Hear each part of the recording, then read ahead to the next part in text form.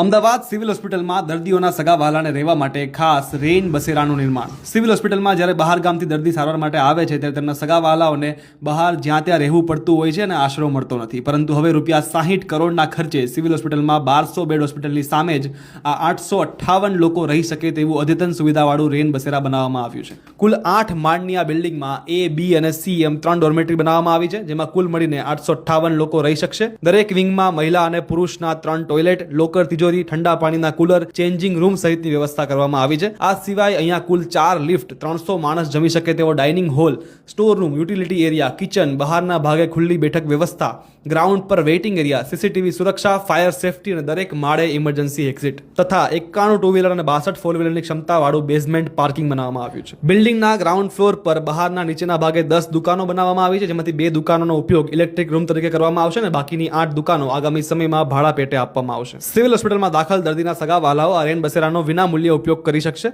Entry મેળવવા માટે દર્દી સિવિલ હોસ્પિટલમાં કયા વિભાગમાં દાખલ છે તેનો પુરાવો અને ઓળખપત્ર આપીને રજીસ્ટ્રેશન થઈ શકશે. હાલ રેન બસેરાનું કામ 95% જેટલું પૂરું થઈ ગયું છે. બહારના ભાગ પર કલર કામ ચાલી રહ્યું છે, જે થોડા દિવસમાં પૂરું થઈ જશે અને નજીકના ભવિષ્યમાં ઉદ્ઘાટન કરીને આ રેન બસેરા લોકો માટે ખુલ્લું મૂકવામાં આવશે.